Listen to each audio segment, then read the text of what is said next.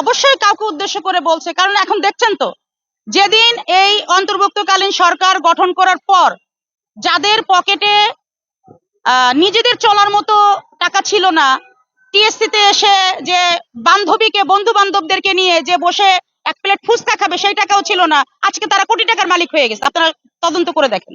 এটা কাদের উদ্দেশ্য করে বলছি? এখন যারা ক্ষমতায় আছে তাদের উদ্দেশ্য করে বলছি। এটা তো আয়নার মতো পরিষ্কার, সেটা আপনারাও জানেন, আমরাও জানি। এই যে এই কথাটা বলছেন, এই কথাটায় আমার ভিতরটা আবার কান্না চলে আসলো, তারপরও নিজেকে কন্ট্রোল করলাম। সেটা হচ্ছে যে আপনারা দেখেন, যখন হাসিনা এদেশ থেকে বিদায় নিছে, বাংলার জনগণ মনের আনন্দে চিৎকার দিয়ে আল্লাহর কাছে ফরিয়াদ জানাইছে।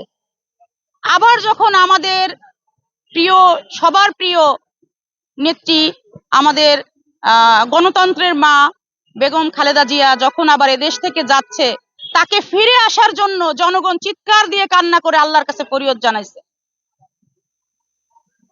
তাহলে ডিফারেন্সটা দেখেন, হাসিনার আর খালেদার মধ্যে ডিফারেন্সটা আপনারাই খুব ভালো দেখতে পাচ্ছেন যে বাংলার জনগণ আসলে কাকে চায়।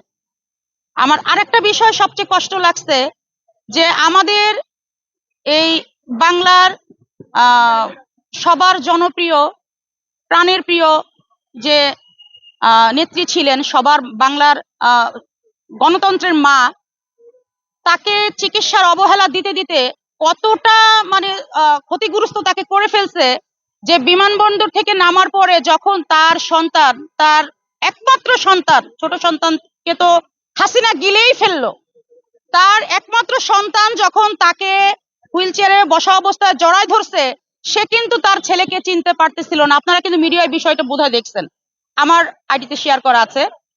তো কোকো সাহেবের স্ত্রী পাশ থেকে বলতেছে, মা এটা ভাইয়া। তখন সে অনুভব করতে পারছে যে তার ছেলে তাকে জড়িয়ে ধরছে। এর আগ পর্যন্ত সে কিন্তু বুঝতে পারে না যে তার ছেলে তাকে জড়িয়ে ধরছে। সে কিন্তু জড়িয়ে ধরার পরে যখন তাকে বলতেছে যে মা এটা ভাইয়া, তখন সে বলতেছে তারেক বলে কান্না করে দিছে। দেখেন তাকে কতটা অবহেলিত ট্রিটমেন্ট দিয়ে তাকে কোন পর্যায়ে নিয়ে গেছে। এটা আমাদের দুঃখ লাগে, কষ্ট লাগে যে এরকম একজন নেত্রীকে এত বড় সাজা ভোগ করতে হয়েছে।